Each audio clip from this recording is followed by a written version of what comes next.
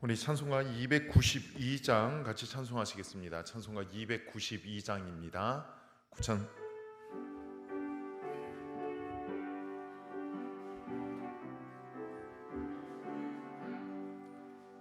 주 없이 살 수 없네 죄인의 구주여, 그 귀한 보배 피로 날 구속하소서.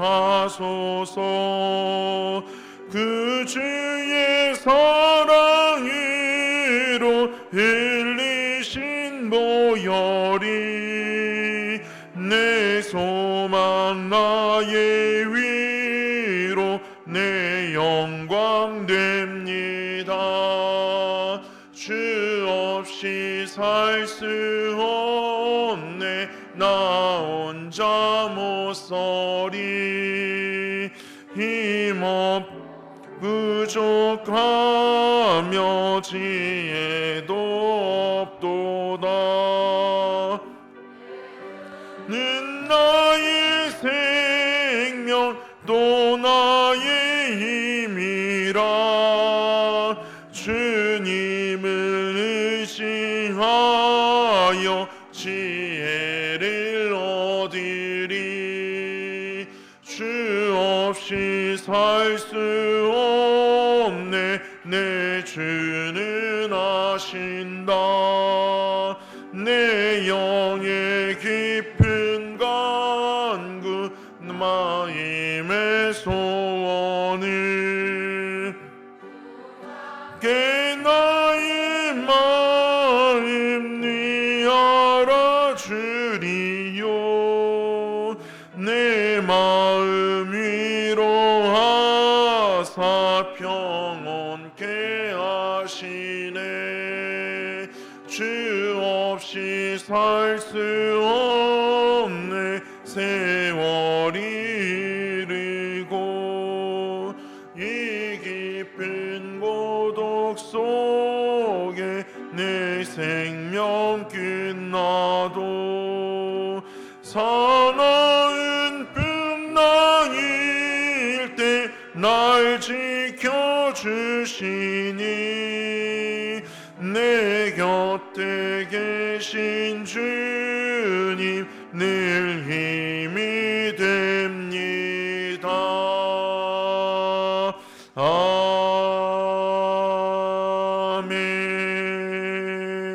아멘. 430장 찬송하시겠습니다. 주와 같이 길 가는 건 찬송하시겠습니다.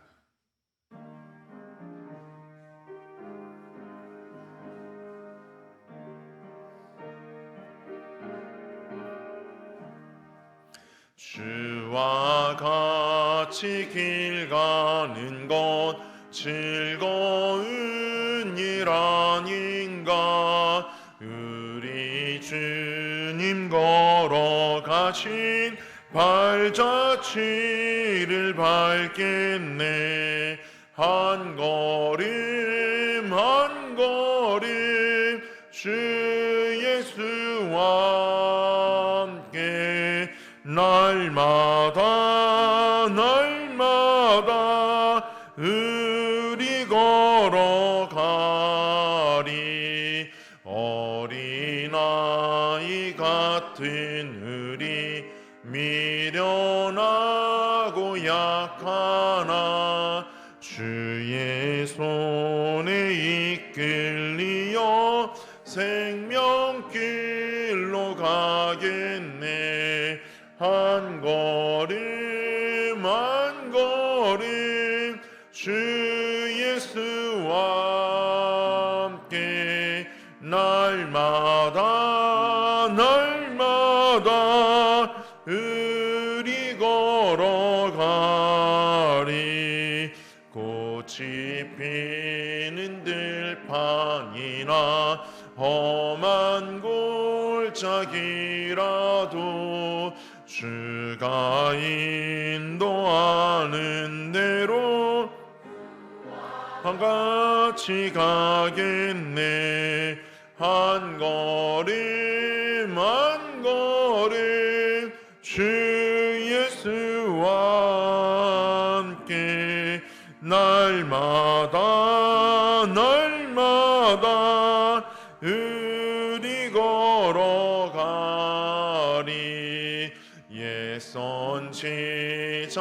해녹같이 우리들도 천국에 들려 올라갈 때까지 주와 같이 걷겠네. 한 걸음 한 걸음 주 예수와 함께 날마다 날마다 우리 걸어가리. 아멘. 최차복 권사님 기도하시겠습니다.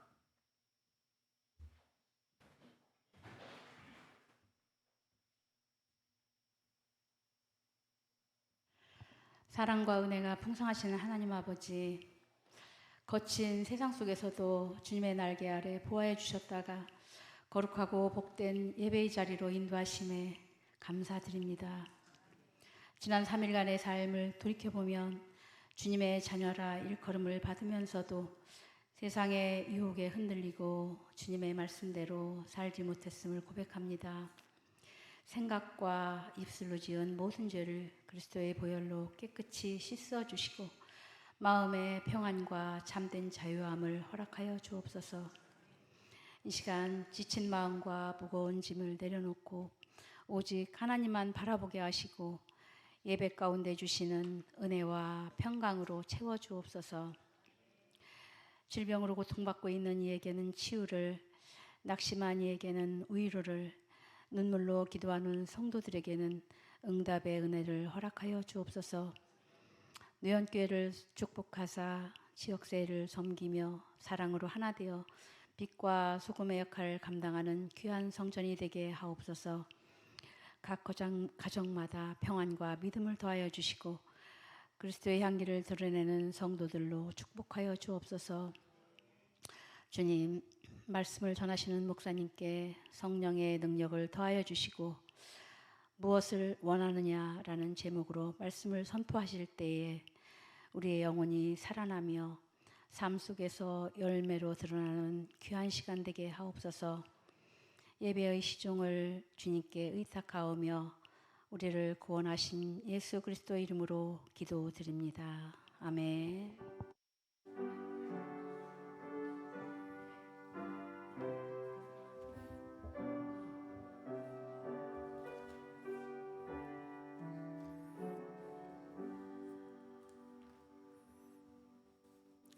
오늘 우리에게 주시는 하나님의 말씀 마가복음 10장의 말씀입니다. 마가복음 10장 46절로 52절까지의 말씀.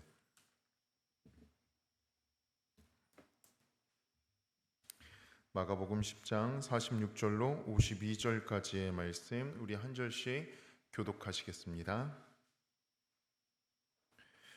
그들이 여리고에 이르렀더니 예수께서 제자들과 허다한 무리와 함께 여리고에서 나가실 때 디메오의 아들 맹인 거지 바디메오가 길가에 앉았다가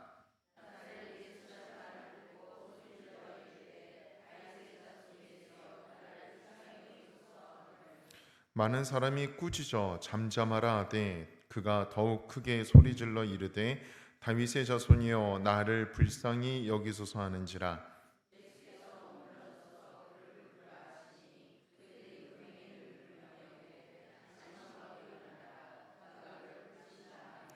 맹인이 겉옷을 내버리고 뛰어 일어나 예수께 나아오거늘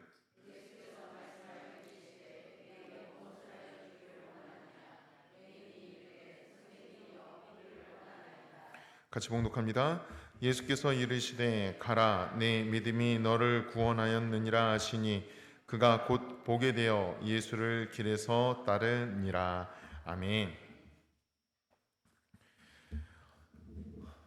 여러분 삼중 장애를 가지고 있었던 헬렌 켈러 잘 아시죠? 볼 수 없고 들을 수 없고 말할 수 없는 삼중 장애의 고통을 겪으면서 아름다운 역사를 만든 인물 바로 헬렌 켈러라는 인물이죠. 그가 남긴 글 가운데 여러분 한 번쯤은 들어보셨을 걸로 압니다. 만일 단 3일이라도 내가 볼 수만 있다면 하는 그러한 제목의 글이 있습니다. 그 글 제가 소개해 드리면은 첫날은 매우 분주할 것입니다. 사랑하는 사람들을 다 모아놓고 그동안 목소리로만 듣던, 손으로만 만졌던 아름다운 모습을 바라볼 수 있을 것입니다. 사랑하는 친구들, 사랑하는 가족들, 천진스러운 아기들, 그들을 바라볼 것입니다. 숲으로 가서 자연의 아름다움을 바라보고 저녁이 되면 저녁 노을의 아름다움을 볼 것입니다. 둘째 날은 새벽에 일찍 일어나서 밤이 낮으로 변해가는 신비로운 경험, 그 감격을 보고 싶습니다. 낮에 미술관에 가서 예술품을 감상하고 저녁에는 영화관에 가서 영화를 볼 것입니다. 셋째 날은 다시 아침 일찍 일어나서 한 번 더 해뜨는 광경, 그 영광된 광경을 다시 바라보고 싶습니다. 거리에 나가 많은 사람들을 만나고 싶습니다. 가난한 사람들도, 공장에서 일하는 사람들도, 공원에서 뛰노는 아이들도 바라보겠습니다. 그리고 끝에 가서 그는 이렇게 마무리 짓습니다. 내일이면은 맹인이 될 것처럼 당신의 눈을 사용하여 많은 것들을 바라보십시오. 내일이면은 귀머거리가 될 것처럼 오케스트라의 선율을 귀담아 들으며 아름다운 음악을 들으십시오. 헬렌 켈러의 내게 3일이 주어진다면, 3일만 볼 수 있다면, 그런 소원인데, 여러분, 그녀가 가지고 있었던 소원인데 우리는 다 누리고 있습니다. 볼 수 있고 들을 수 있고 말할 수 있습니다. 여러분의 소원은 무엇입니까? 여러분이 하나님으로부터, 이웃들로부터 내 소원이 뭐야? 라고 질문을 받으면 주저하지 않고 내 소원은 이것이라고 즉각적으로 내놓을 여러분들이 간직하고 있는 소원은 무엇입니까? 인생의 가치는 그 소유나 지식이나 지위에 있는 것이 아니라 깊이 생각해 보면 생각할수록 마음 깊은 곳에 있는 소원과 믿음에 있습니다. 내 소원은 무엇인가? 내가 지금 무엇을 믿고 있는가? 내가 믿고 있는 그 믿음에 근거한 소원에 따라서 우리의 인생은 결정되어 있습니다. 그것이 나의 진실된 모습이고 그것이 내 앞에 있는 삶의 결정체가 됩니다. 오늘 성경에 보면은 소원과 믿음과 소원을 가지고 주님 앞에 나와서 예수님 마음에 꼭 들었던, 예수님이 기뻐하셨던 그 소원, 예수님이 기뻐하셨던 믿음을 가지고 주님 앞에 나와 몸과 마음과 영혼이 치유되고 나중에 주님의 제자로서 길을 시작하는 한 사람을 우리가 성경에서 만나게 됩니다. 지금 예수님은 예루살렘을 향하여 걸어가고 계십니다. 이번에 올라가시는 이 걸음은 마지막 걸음입니다. 매년 절기 때 예루살렘으로 올라가셨다가 다시 갈릴리로 내려오셨다가 또 올라가셨다가 유대 땅으로 가셨다가 했지만은 이번에 오르시는 걸음은 십자가를 지기 위하여 올라가시는 마지막 예루살렘을 향한 걸음입니다. 그래서 예수님의 마음속에는 십자가와 고난과 죽음과 부활의 마음으로 그 믿음으로 가득 차 있습니다. 그리고 마지막 여정 가운데 구원에 대한 소망을 가지고 예수님은 오르고 계신데 그와 동행하는 제자들의 마음은 여전히 전혀 다른 곳에 있습니다. 구름 위에 있습니다. 이번에 예수님이 예루살렘에 올라가셔서 왕이 되시면은, 큰 권력자가 되시면은, 영광을 얻으신다면은 우리가 오른쪽에 왼쪽에 누가 그 영광의 자리에 참여할 수 있을까? 누가 예수님이 왕이 되면은 오른쪽 왼쪽에서 권력을 얻을 수 있을까? 그 마음으로 제자들은 예수님과 동행하며 예루살렘에 오르고 있습니다. 마지막으로 들르신 마을이 여리고라는 동네입니다. 여러분, 여리고라는 동네, 여러분, 여리고 하면 떠오르는 인물이 누구인가요? 삭개오죠. 삭개오라는 인물을 통해 잘 알고 있는 도시의 이름입니다. 여리고, 장미나무가 우거진 동네입니다. 장미 향이 많이 나는 동네다라고 그렇게 알려진 도성입니다. 그리고 또 종려나무가 많이 있는 그러한 도시가 여리고입니다. 예루살렘에서 동남쪽으로 20km 정도 떨어져 있는 곳입니다. 부지런히 걸으면은 하루 한나절이면은 도달할 수 있는 거리가 바로 여리고입니다. 풍요한 도시. 여러분, 여리고는 지금도 이스라엘 사람들이 이렇게 휴양을 즐길 수 있는 그러한 휴양 도시 중에 하나입니다. 사막의 오아시스처럼 살기 좋은 도시입니다. 오늘 그 동네에 예수님이 들르셨습니다. 그리고 그 동네에서 유명한 한 사람, 삭개오 못지않게 유명한 한 사람이 예수님을 만나는 것이 오늘 우리가 읽은 말씀의 내용입니다. 한번 오늘 말씀 46절을 보실까요? 46절 같이 봉독합니다. 시작. 그들이 여리고에 이르렀더니 예수께서 제자들과 허다한 무리와 함께 여리고에서 나가실 때에 디메오의 아들인 맹인 거지 바디메오가 길가에 앉았다가. 아멘. 오늘 이 사람이 누군가? 그 유명한 바디메오입니다. 바디메오를 오늘 성경은 이렇게 표현합니다. 뭐라고 표현합니까? 그는 맹인이다, 그는 거지다, 그는 바디메오다, 그는 길가에 앉아서 사는 사람이다. 여기 맹인이라는 것은 앞을 보지 못하는 장애인을 말하지요. 시각장애인이다. 거지라는 것은 무엇입니까? 오늘 이 사건이 마태, 마가, 누가복음에 다 기록되어 있는데 특별히 마가복음에서는 거지라는 것을 구체적으로 명시하며 강조하고 있습니다. 거지는 누구입니까? 다른 사람의 도움으로밖에 살 수 없는 사람입니다. 자기의 것이 아무것도 없고 그냥 다른 사람이 주는 것으로 얻어먹고 사는 사람입니다. 끊임없이 다오 내게 좀 도와달라고, 나를 도와달라고 끊임없이 요청하고 그 요청에 따라서 전해주는 것, 던져주는 것을 먹고 사는 사람이 거지입니다. 맹인이며 경제적인 능력이 없는 거지이며 또 하나 바디메오라고 표현합니다. 바디메오는 이름일 수도 있고 또 하나 그의 상태라고 이야기할 수 있습니다. 왜냐하면 이 바디메오라는 말 자체 뜻이 무엇인가 하면은 히브리어에서 바는요,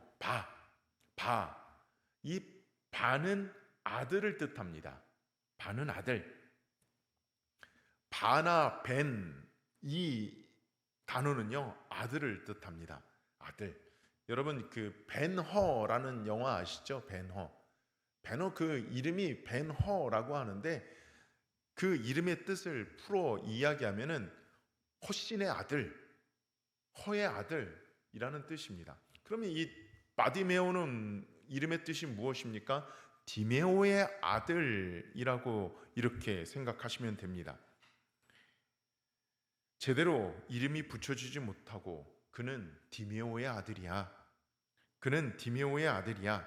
자기 존재감이 없어요. 다른 사람들로부터 존중을 받지 못해요.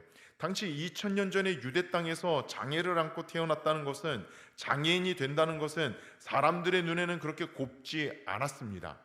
저가 무슨 죄를 많이 지어서 장애인이 되었는가? 저의 아버지가 무슨 죄가 많아서 저런 아들을 두었는가? 자녀를 두었는가? 그것이 당시 사람들이 가지고 있었던 생각입니다.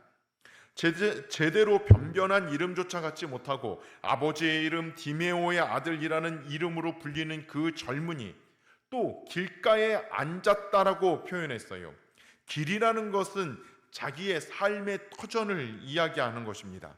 길에 앉아서 지나가는 사람에게 구걸하고 그것으로 연명하고 그것으로 삶을 이어가는 한 사람이 오늘 예수님을 만난다는 것입니다.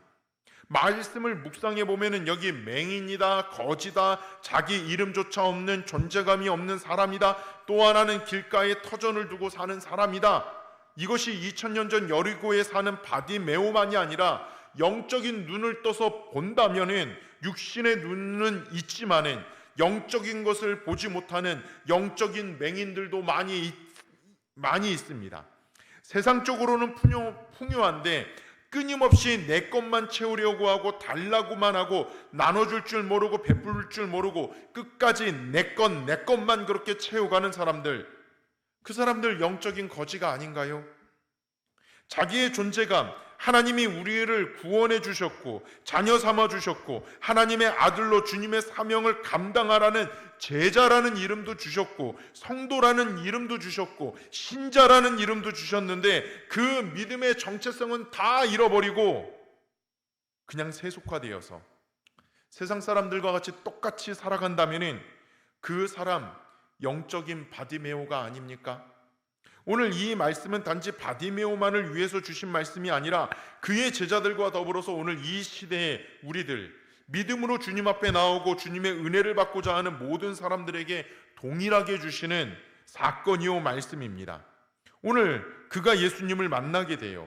우리 47절, 48절 같이 봉독합니다. 47절, 48절입니다. 시작. 나사렛 예수시란 말을 듣고 소리질러 이르되 다윗의 자손 예수여 나를 불쌍히 여기소서 하거늘 사람이 꾸짖어 잠잠하라 하되 그가 더욱 크게 소리질러 이르되 다윗의 자손이여 나를 불쌍히 여기소서 하는지라. 아멘. 오늘 이 사람이 소문을 들어요.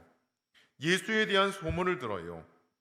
그리고 예수가 지나가신다는 소식을 들어요.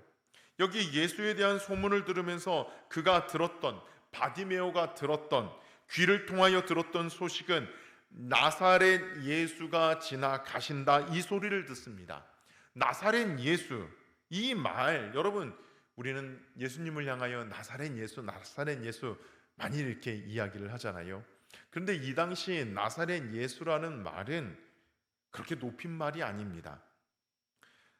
지난번에도 말씀드렸던 것처럼 나사렛에서 무슨 선한 것이 날 수 있나, 나사렛 그 촌동네, 그 갈릴리 그 동네에서 무슨 선한 것이 날 수 있나. 그런데 오늘 이 예수가 나사렛 출신이라는 거예요.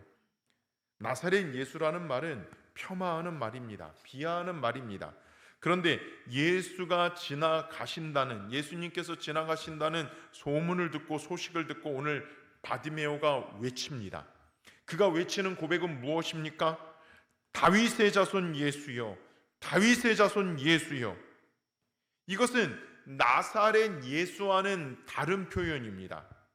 다윗의 자손이라는 이 표현은 나의 구원자가 되신다는 표현이고, 구약에 예언하신 구원자 메시아가 된다는 표현이 되고, 정치적으로 이야기하면은 로마의 압제하에 있었던 이스라엘 백성들에게 정치적으로, 경제적으로, 사회적으로 눌려있던 그들을 해방시킬 해방자라는 표현도 됩니다.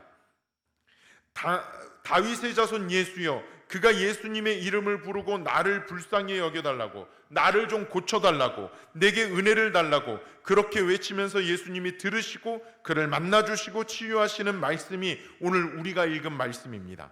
오늘 이 말씀을 통하여 우리에게 주시는 메시지가 무엇인가? 오늘 한 장애인의 이 외침을 통하여 우리에게 주시는 믿음의 모델은 무엇인가? 첫 번째로 오늘 우리가 바디메오의 삶과 믿음을 통하여 붙들어야 할 것이 있습니다. 그것은 기회를 놓치지 말라는 거예요. 은혜의 기회, 회복의 기회, 믿음의 역사가 나타날 수 있는 기회를 바디메오는 놓치지 않았습니다. 여러분, 바디메오가 들었던 메시지는 뭐 많은 메시지가 아니었죠. 많은 공부를 하고 본인이 깨닫고 나아가 그런 상황이 아니었습니다. 아주 간단해요. 나사렛 예수가 지나가신다. 그게 그가 들었던 메시지였어요. 예수에 대한 소문을 들었겠죠. 예수님을 만나면 인생이 달라진다. 예수님을 만나면 병자가 고침을 받는다. 예수님을 만나면 하늘의 은총을 받는다. 천국의 구원의 역사를 얻게 된다. 예수님에 대한 지나가는 소문을 들었던 바디메오가 실제로 오늘 이 시간 여리고라는 동네를 지나 빠져나가신다는 소문을 듣자 그는 이게 내게 주신 처음이자 마지막 기회라는 것을 깨닫고 결단하게 됩니다. 굳게 결단합니다. 주님을 만나야 해. 주님을 만나야 해. 그의 은혜를 받아야 해. 주님을 만나기로 작정하고 외치는 기회를 놓치지 않았던 바디메오의 모습을 보게 됩니다. 우리가 신앙생활하면서 이렇게 할 걸, 저렇게 할 걸, 그렇게 하면서 후회할 때가 너무나도 많아요. 저 자신도 그런 경우가 많아요. 다음에 하면 되지. 내년에 하면 되지. 다음번에 감당하면 되지. 내가 하나님 앞에서 은혜 받을 만한 때, 내가 주님을 만날 수 있는 때, 영적으로 성장할 수 있는 때, 기도하면서 주님 앞에 모든 것을 쌓아 놓을 수 있는 때, 예배 드리면서 봉사하면서 하나님의 역사를 체험할 그런 기회, 은혜의 사인들이 너무나도 많은데 이것을 가볍게 여겨요. 가볍게 여겨요. 아유, 지난번에도 은혜 받았고 지금도 은혜 받고 있으니까는 다음번에 은혜 받으면 되겠지. 내가 지난 주일에도 예배 드렸고 이번 주일도 예배 드리니 다음 주일에 하면 되겠지. 여러분, 우리 교회 성도님들이 갑자기 하나님의 부르심을 받는 때가 있습니다. 받는 경우가 많이 있어요. 그때마다 제가 생각하는 것은 이것입니다. 아, 지난 주일 그분과 함께 드렸던 예배가 이 땅에서 마지막 예배구나. 얼마 전에도 이번 주에도 한 분이 소천하셔서 장례를 치렀습니다. 몇 주 전에 지지난 주에 예배를 드리셨던 분이에요. 반갑게 인사하셨던 분입니다. 그때 반갑게 인사했고 함께 예배 드렸던 것이 그분과 함께 예배 드린 마지막 예배였구나. 저도 몰랐고 그분도 몰랐습니다. 하나님의 부름을 받는 것이 어느 날 갑자기 하나님이 내게 오라고 하면은 갈 수밖에 없는 것이 우리의 인생이요, 하나님의 그 계획과 섭리 가운데 살아가는 것이 인생인데, 하나님의 은혜가 막연히 우리 가운데 영원히 펼쳐진다고 생각하지 마세요. 은혜 받을 만한 때가 있고 구원의 때가 있고 하나님이 우리에게 주시는 영적으로 변화되어 성장해야 하는 사인을 주실 때가 있어요. 그걸 놓치지 마시라는 거예요. 오늘 바디메오가 잘한 것이 무엇입니까? 오늘 예수님이 지나가신다는 소문을 듣습니다. 여러분, 시각장애인이 제일 발달한 게 뭐예요? 청각입니다. 그 지나간다는 소문을 놓치지 않았어요. 이것은 내게 주시는 메시지다. 예수님이 오늘 지나가신다? 나를 위하여 예비하신 하나님의 은혜의 때다. 그리고 주님 앞에 달려나와 외치는 것을 보게 됩니다. 나를 불쌍히 여겨달라고. 그 이야기는 무엇입니까? 나는 아무것도 없습니다. 나는 아무것도 없습니다. 나를 좀 만나 달라고, 나를 긍휼히 여겨달라고, 나를 치유해달라고, 그렇게 외치는 바디메오의 외침을 우리는 듣게 됩니다. 장례를 치르면서 간혹 이런 경우가 있어요. 예수 잘 믿으셨으니까는 세례 받으셨는지요? 아, 그때 세례 받으려고 했는데 못 받았습니다. 출장 가느라고 못 받았습니다. 시험 보느라고 세례 못 받았습니다. 물론 예수 믿고 구원 받았기 때문에 천국은 가세요. 그런데 세례 받을 만한 때가 있어요. 내년에 받으면 되겠지? 아니에요. 내년이 어떻게 보장되어 있어요? 이번에 봉사 안 하면은 다음에 봉사하면 되겠지? 다음이 어디 있을까요? 하나님이 내게 주신 기회는 오늘이 처음이자 오늘이 마지막이다. 이번 은혜가 나에게 주신 처음이자 마지막 기회라는 생각을 하면은 우리는 놓칠 수 없다는 것입니다. 바디메오를 통하여 여러분 기억하실 것은 하나님이 내게 주신 은혜의 때를 놓치지 마시라는 거예요. 기회를 놓치지 마시라는 거예요. 여러분, 유명한 철학자 임마누엘 칸트라는 분 이름 한 번쯤 들어보셨죠? 임마누엘 칸트. 굉장히 유명하시고 지금 우리 기독교 신앙, 이 근현대의 기독교 신앙에 기틀을 놓으신 분이라고 이야기할 수 있는 사람이 바로 임마누엘 칸트입니다. 참 어려워요. 그분이 쓴 걸 읽으면은 나는 생각하는 이분이 쓴 걸 읽으면은 너무 어려워요. 참 어려워요. 인간의 그 심연에 대해서 꿰뚫어 보시고 쓰는데 그 심오해요. 이 임마누엘 칸트, 이 분이 젊은 시절에 있었던 사건입니다. 이분이 결혼 안 하셨거든요. 젊은 시절에 아주 매력적인 여자와 어떻게 이게 요즘 젊은 사람들 말로는 이제 썸을 탔다고 하죠. 뭔가 이제 이루어지려고 이런 관계가 계속 되는 거예요. 이 임마누엘 칸트도 이 여자를 좋아하고 이 여자도 칸트를 좋아하고, 여자가 기다리다가 이 프로포즈를 언제 할까 기다리다가 이 칸트가 우유부단하고 어물쩡거리니까는 이 여자가 먼저 프로포즈를 합니다. 우리 결혼하자고 청혼을 했습니다. 그때 칸트가 어떻게 하냐면은 이 철학자 아닙니까? 철학자답게 이렇게 이야기합니다. 생각 좀 해봐야 되겠다. 내가 좀 생각 좀 하고 연구 좀 해봐야 되겠다. 그러고 나서 이거 빨리 대답해야 되는데 도서관을 갑니다. 도서관에 가서 결혼이란 무엇인가 책을 놓고 연구하는 거예요. 공부하는 거예요. 결혼이란 무엇인가? 사람은 꼭 결혼을 해야 하는가? 여러분 얼마나 연구했는 줄 아세요? 2년을 연구합니다. 2년이라는 시간이 흘렀습니다. 그리고 마음속에 다짐했어요. 결혼해야 되겠다. 내가 그 자매와 결혼해야 되겠다.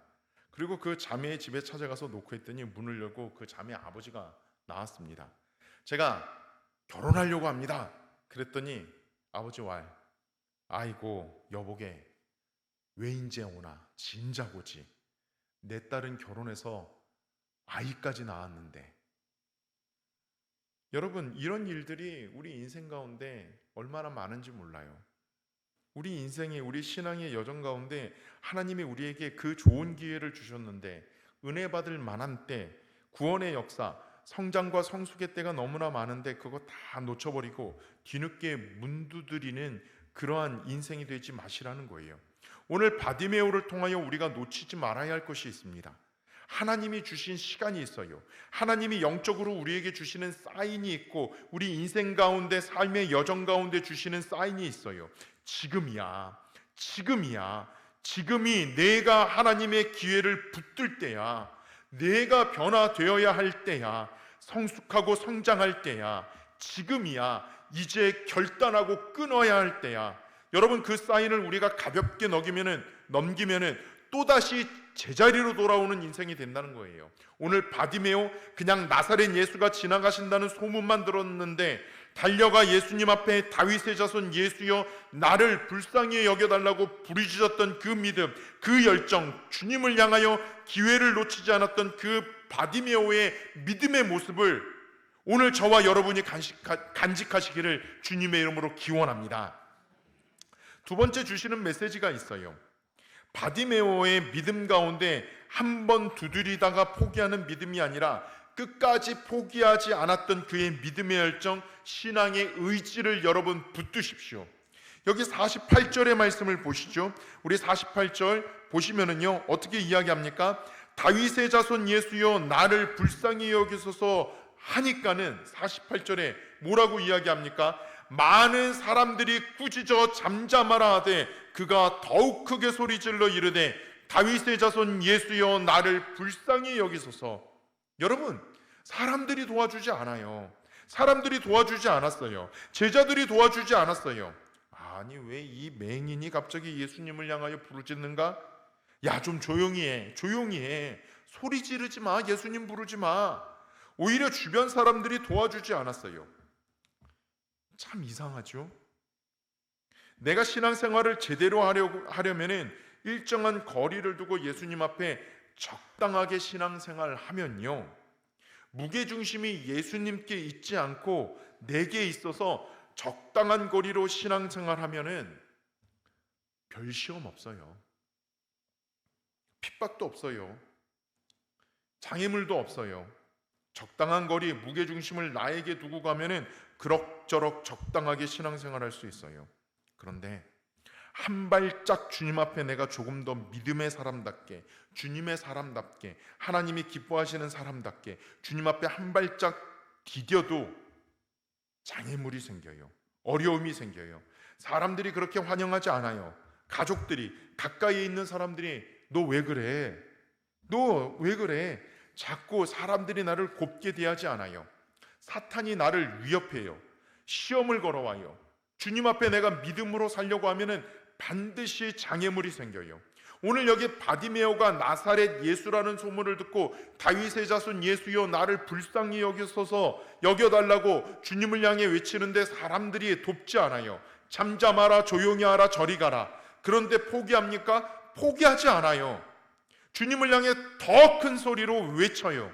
다윗의 자손 예수여 나를 불쌍히 여겨달라고. 여러분 이 바디메오의 주님을 향한 열정, 포기하지 않는 믿음을 우리가 본으로 삼았으면 좋겠어요. 윌리엄 린치라는 사람이 Image of Hope이라는 책을 썼습니다. 그 책에 보면은 이런 이야기를 합니다. 사람이 절망할 때가 있다는 거예요. 언제 절망하는가 하면은 내적인 힘이 없을 때 절망합니다. 내가 능력이 없어, 머리도 나빠, 가진 것도 없어, 돈도 없어, 배운 것도 없어. 그러면 내가 자꾸 시간이 지나면 지날수록 낙심하고 절망하게 돼요. 또 외적인 환경, 외적인 조건이 안 좋을 때, 특별히 사람들, 나와 가까이 하는 사람들이 나를 지지해 주지 않아요. 나를 사랑해 주지 않아요. 인정해 주지 않아요. 그러면 뭔가 좀 하려고 하다가 저 사람이 나를 인정하지 않네, 저 사람이 나를 사랑하지 않네, 나도 사랑받지 못하고 사랑하지 못하면은 그러면 자꾸 힘을 잃어버리게 되고 절망하게 된다는 거예요. 그런데 중요한 이야기를 합니다. 내적인 힘도 있어요, 자질도 있어요, 능력도 있어요, 외적인 조건도 다 갖추었어요. 사람들도 나를 지지해 주어요. 그런데 내가 의미를 찾지 못한다면은, 분명한 목적을 발견하지 못한다면은 많은 것들을 내적으로 외적으로 다 가지고 있는데 진짜 발견하고 진짜 찾아야 할 것들을 붙들지 못한다면은 아무것도 아니라는 거예요. 반대로 이야기해 볼까요? 내적인 능력도 없어요. 외적인 사람들의 조건도 별로 안 좋아요. 그런데 내게 분명한 믿음의 의지가 있어요. 분명한 믿음의 목적이 있어요. 인생의 의미가 있어요. 내 살아가는 존재의 가치를 발견했어요. 그러면 모든 것을 뛰어넘을 수 있다는 것입니다. 오늘 바디메오가 그런 상황입니다. 내적으로 사람들이 너 죄인이야, 죄책감 느끼게 합니다. 열등감에 빠지게 합니다. 장애 때문에 아무것도 할 수 없다고 모든 것 다 내려놓게 했습니다. 사람들도 도와주지 않아요. 그런데 바디메오에게 있는 게 뭐예요? 그는 주님을 향한 믿음의 열정이 있었어요. 나는 꼭 만나야겠다. 포기하지 않고 주님을 찾고 주님을 만나겠다고 외치는 모습, 더 크게, 더 강하게 외치는 바디메오의 모습을 우리가 오늘 보게 됩니다. 우리가 성경을 읽은 대로 바디메오가 2번 외쳤어요. 다윗의 자손 예수여 나를 불쌍히 여기소서. 다윗의 자손 예수여 나를 불쌍히 여기소서. 그런데 제가 말씀을 준비하면서 묵상해 보면은요, 2번 외쳤다? 아니었을 것 같아요. 2번 외치지 않았을 것 같아요. 2번 외쳤다고 기록했을 뿐이지 내가 들었다, 그를 내게로 오라고 하실 때까지 그는 끝까지 외쳤을 것입니다. 주님이 나를 부르실 때까지, 주님이 내 음성을 들으시고 내 음성에 귀를 기울이실 때까지. 49절 50절 한번 보십시오. 49절 50절 우리 같이 봉독합니다. 시작. 예수께서 머물러 서서 그를 부르라 하시니 그들이 그 맹인을 부르며 이르되 안심하고 일어나라, 그가 너를 부르신 다음에 맹인이 겉옷을 내버리고 뛰어 일어나 예수께 나오거늘. 아멘. 49절 끝부분에 그가 너를 부르신다. 여러분, 이 음성을 들으면 어떠실 것 같아요? 그가 너를 부르신다. 너 오래. 그가 너 오래. 그랬더니 바디메오가 어떻게 해요? 50절 겉옷을 내버리고 뛰어 일어나 예수님께 달려갑니다. 상상해 보십시오. 맹인입니다. 앞을 보지 못하는 사람이 일어나서 뛰면은 어떤 모습이 나올까요? 방향이나 제대로 잡았겠습니까? 앞에 돌불이라도 있으면 넘어졌겠죠. 그가 너를 부르신다. 내 부르짖음을 들으셨다. 너 빨리 일어나 예수님께 가라. 그 소리에 듣고 벌떡 일어나서 겉옷을 내던져버리고 주님을 향하여 달려가는 바디메오의 모습을 보십시오. 포기하지 않았습니다. 주님이 나를 부르실 때까지, 주님이 내 부르짖음에 귀를 기울이실 때까지 그렇게 외치는 바디메오. 여러분, 당시 맹인 거지에게 있어서 겉옷은 뭐예요? 저녁이 되면 추우니까 덮는 이불이겠죠. 낮에는 이 겉옷을 펴서 앞에다 깔아놓고 돈을 달라고 하는 거지의 도구일 것입니다. 이 바디메오가 겉옷을 던진다는 표현은 무엇입니까? 나 이제 이거 필요 없다는 거예요. 나 다시는 과거로 돌아가지 않겠다는 거예요. 이것 없이도 나는 예수님만 붙잡으면은, 그분의 은혜만 받으면은 모든 문제와 모든 삶의 여건이 바뀐다는 믿음을 가지고 주님 앞에 달려나갑니다. 오늘 여기까지 가는 믿음의 의지가, 포기하지 않는 믿음의 역사가 오늘 우리에게 있어야 될 줄로 믿습니다. 이러한 믿음을 가지시는 저와 여러분이 되시기를 주님의 이름으로 기원합니다. 그리고 세 번째, 오늘 바디메오가 주님 앞에 외칩니다. 한번 여기 51절 52절 말씀을 보시죠. 51절 52절입니다. 같이 목록합니다. 예수께서 말씀하여 이르시되 내게 무엇을 하여 주기를 원하느냐? 맹인이 이르되 선생님이여 보기를 원하나이다. 예수께서 이르시되 가라, 내 믿음이 너를 구원하였느니라 하시니 그가 곧 보게 되어 예수를 길에서 따르니라. 아멘. 세 번째, 바디메오의 믿음 가운데, 소원 가운데 믿음의 고백과 연결된 소원을 보게 됩니다. 내가 내게 무엇을 주랴? 너의 소원이 무엇이냐? 바디메오가 이야기합니다. 보기를 원합니다. 보기를 원합니다. 여기 보기를 원합니다라는 이 표현 속에 예수님이 그냥 눈뜨기를 원합니다. 그냥 눈 좀 뜨게 해주세요. 그 표현이 아니라 그 속에 있는 믿음을 예수님이 보셨다는 거예요.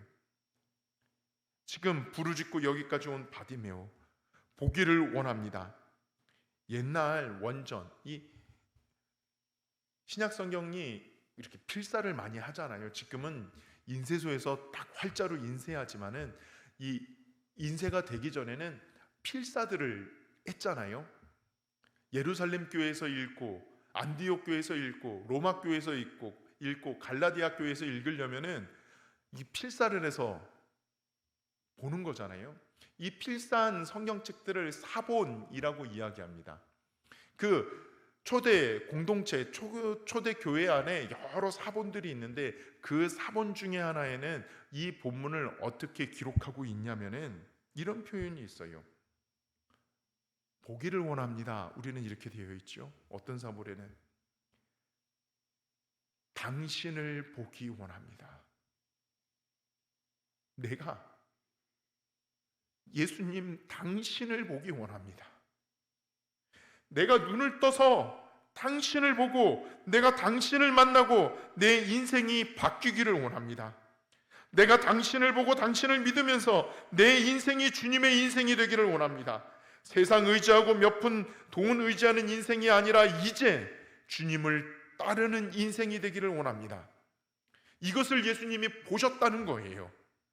여러분, 이 바디메오의 소원을 우리가 깊이 생각해 볼 필요가 있어요. 우리가 그냥 가지고 있는 막연한 소원이 아니라 예수님 당신만이 해결해 주실 수 있는 소원을 나는 구합니다. 예수님 당신만이 여전히 치유자가 되시고 회복자가 되심을 나는 믿고 내가 당신에게 구합니다. 오늘 이 믿음의 소원과 간구를 주님이 들으셨다는 것입니다. 내 인생의 모든 것을 걸고 내 삶의 모든 것을 걸고 간절히 요청하는 이 소원을 예수님이 들으시고 치유하시는 것, 내 믿음이 너를 구원하였느니라. 믿음으로 치유되었다. 믿음으로 구원받았다. 믿음으로 내 문제가 이제 다 해결되었다. 응답받고 예수님의 제자처럼 길에서 예수님을 따르는 모습으로 오늘 본문은 마무리됩니다. 여러분, 여기서 다시 한번 질문을 던져볼까요? 여기 예수님이 제자들에게 이렇게 물으십니다. 바디메오에게 이렇게 예수님이 물으십니다. 내가 내게 무엇을 해주기를 원하느냐? 무엇을 원하느냐? 우리가 지난 시간에 보았죠. 야고보와 요한 두 제자가 예수님 앞에 나와 이야기합니다. 주님, 소원이 있습니다. 예수님 예루살렘에 올라가시면은 왕이 되실 텐데 저희들에게 소원이 있습니다. 내가 너희에게 무엇을 해주면 좋겠느냐? 그때 제자들이 무엇을 이야기합니까? 그 두 명의 제자가 저는 오른쪽에 저는 왼편에 우리 두 형제 두 사람 왼쪽 오른쪽에 앉게 해주세요. 그때 다른 10명의 제자가 듣고 화를 냈다고 성경은 기록하고 있습니다. 그 이야기가 무엇입니까? 다른 10명의 제자들도 똑같은 생각을 했다는 거예요. 아니, 저 두 놈 뭐 특별하기에 자기들끼리만 오른쪽 왼쪽에 앉는다고 해? 나도 그런 마음이 있는데, 나도 가면 예수님의 오른쪽에 앉아야 되는데 왼쪽에 앉아야 하는데, 예수님이 뭐라고 말씀하십니까? 너희가 원하는 것, 너희가 소원하는 것 틀렸다는 거예요. 잘못 구했다는 거예요. 그거 아니라는 거예요. 내가 지금 예루살렘에 올라가서 십자가를 지고 고난을 받고 죽고 부활하고는 그것이 너희들이 생각하는 그 영광의 자리가 아니라는 거예요. 세상적인 욕망을 충족하는 자리가 아니라는 거예요. 틀렸다. 그런데 오늘 예수님이 바디메오를 향하여 질문합니다. 똑같은 질문이에요. 성경 말씀이 똑같아요. 36절이나 오늘 바디메오를 향하여 던진 질문, 무엇을 원하느냐? 내가 너에게 무엇을 해주기를 원하느냐? 바디메오는 이렇게 이야기합니다. 이렇게 고백합니다. 보기를 원합니다. 근본적인 문제에 대하여 내가 치유함 받기를 원합니다. 해결함 받기를 원합니다. 예수님이 그 믿음을 귀히 여기시고 치유하시고 구원하신 역사를 보게 됩니다. 마지막으로 우리가 생각할 것이 있습니다. 내 소원이 무엇인가? 정말 내 인생의 모든 것을 걸 수 있는 주님을 향하여 가지고 있는 딱 한 가지 소원이 무엇인가? 잠깐 있다가 사라지는 그런 것들을 구하는 인생이 아니라 흘러가는 것들, 세상의 인기, 명예, 그리고 나를 유혹하는 그것을 붙잡고자 하는 그러한 소원이 아니라 주님을 바라보면서 정말 궁극적인 소원이 무엇인가? 솔로몬이 젊은 날에 왕이 되었잖아요. 그리고 그가 하나님 앞에 1000번절을 드립니다. 예배를 드려요. 그때 하나님이 말씀하십니다. 내가 너에게 무엇을 주랴? 솔로몬이 주저하지 않고 이렇게 이야기합니다. 지혜를 주세요. 지혜를 주세요. 여기 말하는 지혜는 세상의 지혜가 아니라 성경에는 뭐라고 되어 있습니까? 듣는 마음을 주세요. 영어 성경에는 listening heart, 듣는 이 가슴을 주세요. 주님의 음성을 늘 듣게 해주세요. 백성의 소리를 늘 듣게 해주세요. 하나님의 음성을 듣는 그러한 믿음의 사람이 되게 해달라고. 하나님이 너무 좋아하시면서 그래 내가 너에게 지혜를 주마. 마치 어린아이처럼 하나님이 더 좋아하세요. 내가 너에게 지혜를 주마. 내가 너에게 부귀영화를 주마. 전무후무하게 내가 너에게 마음껏 복을 내리마. 하나님이 기뻐하시는 소원입니다. 여러분, 토마스 아퀴나스라는 유명한 중세 신학자가 있어요. 교부죠. 그가 하나님 앞에 기도하며 명상하는 가운데 성령님을 통하여 이런 질문을 받습니다. 내가 너에게 무엇을 주면 좋겠느냐? 너는 나에게 구하라. 무엇이든지 구하라. 내가 너에게 무엇을 주면 좋겠느냐? 그때 아퀴나스가 주저하지 않고 하나님 앞에 이렇게 요청합니다. 영어 표현으로 이야기하면 I want nothing but Christ. 나 아무것도 원하는 것 없습니다. 딱 하나, 그리스도를 원합니다. 나는 그리스도 외에, 예수님 외에 아무것도 바라는 것이 없습니다. 하나님이 기뻐하셨죠. 여러분, 우리 인생 가운데 정말 오늘 여기 바디메오처럼, 솔로몬처럼, 그리고 토마스 아퀴나스처럼 믿음의 사람들이 가장 중요하게 여겼던 그것을 나는 소원으로 가지고 있는가? 이것이 오늘 우리가 점검해야 할 부분입니다. 바디메오와 같은 믿음, 기회를 놓치지 않는 믿음, 포기하지 않는 믿음, 하나님이 내게 주신 믿음의 소원을 끝까지 주님 앞에 구하는 믿음, 그리고 하나님이 내게 은혜 주실 때 그 은혜 가운데 회복되어 주님의 제자로 회복되어서 살아가는 모습, 그것이 오늘 바디메오를 통하여 저와 여러분들에게 하나님이 원하시는 모습입니다. 여러분, 소원이 무엇입니까? 다시 한번 오늘 깊이 점검해 보시고 돌아보시면서 주님께 기쁨이 되는 그러한 삶으로 다시 한번 변화되는 저와 여러분이 되시기를 주님의 이름으로 축원합니다. 기도하시겠습니다. 사랑과 은혜가 많으신 하나님, 오늘 바디메오가 주님 앞에 구원을 받았듯이, 은혜를 받았듯이 저희들도 그러한 은혜의 사람들 되기를 원합니다. 바디메오와 같은 믿음의 사람이 되기를 원합니다. 그래서 주님만 구하게 하여 주시옵소서. 내 인생의 가장 귀한 보물은 주님임을 깨닫고 주님만 구하는 저희들 되게 하여 주시옵소서. 이 모든 건 예수 그리스도의 이름으로 기도하옵나이다. 아멘.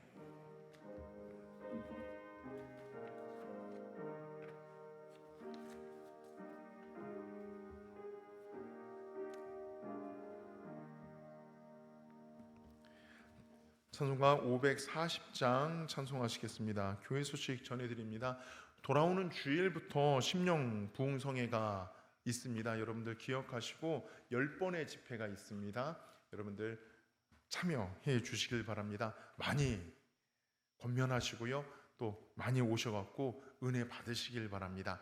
그 은혜의 시간 되시길 원하니까는요, 여러분들 주보와 또 나눠드린 순서지를 참조하시고 부흥에 꼭 참여해 주시기를 바랍니다.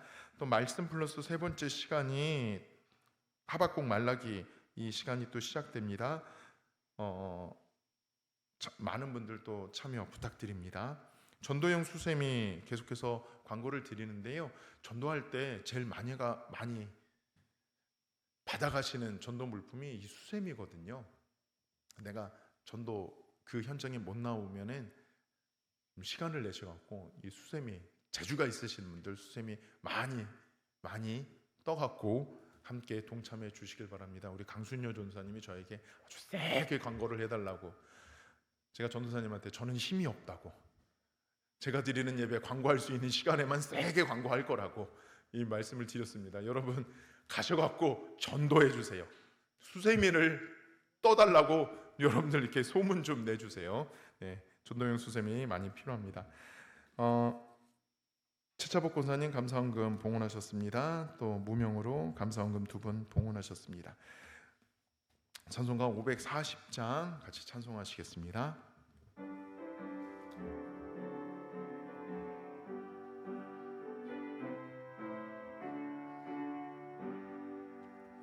주의 음성을 내가 들으니 사랑한단 말일세. 믿는 마음으로 주께 가오니 나를 영접하소서. 내가 매일 십자가 앞에 더 가까이 가오니 그새 주의 흘린 보배 피로써 나를 정케 하소서. 주여 넓으신 은혜 베푸사 나를 받아주시고 나의 품은 뜻 주의 뜻같이 되게 하여 주소서.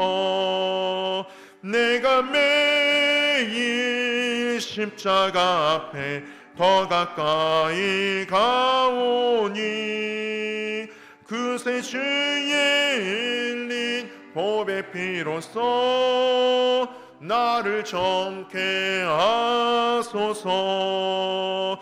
주여 노자로 나갈 때에 어찌하니 기쁠까. 주의 얼굴을 항상 배우니 더욱 친근합니다.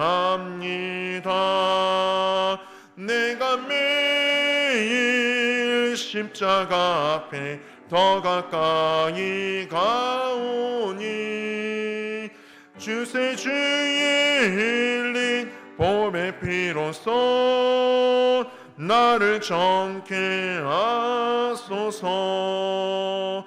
우리 그 주의 넓은 사랑을 측량할 자 없으며 주가 주시는 참된 기쁨도 헤아릴 수 없도다. 내가 매일 십자가 앞에 더 가까이 가오니 그새 주의 흘린 보배 피로써 나를 정케 하소서.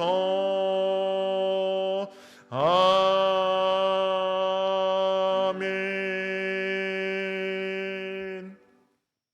이제는 우리 구주 예수 그리스도의 구속의 은혜와 하나님 아버지 그 극진하신 사랑하심과 성령님의 감화 감동 교통 역사하심이 바디메오처럼 믿음의 고백을 하고 주님만을 붙잡고 나가기를 결단하는 우리 성도들 삶 가운데 지금부터 영원히 함께 하시기를 간절히 축원하옵나이다.